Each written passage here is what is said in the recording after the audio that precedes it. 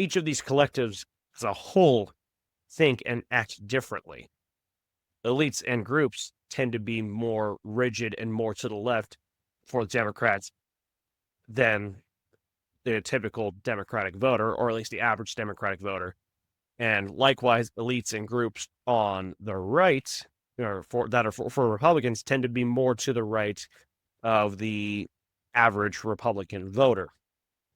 And this harkens back to an idea back from the 1960s. A political scientist by the name of Philip Converse had this seminal work where he talked about the idea of political constraint, which is basically how rigid your belief system is.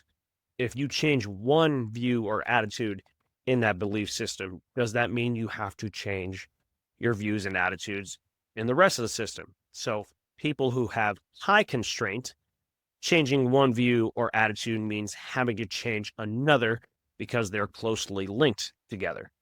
And if you have low constraint, changing one view or attitude has little to no impact on other views and attitudes. And you typically see elites and groups have interest groups have a higher constraints. They don't really change their views and attitudes often, and when they do, they feel they have to shift a lot of other views and attitudes because they're all closely interconnected. Whereas for voters, you typically see a lower constraint.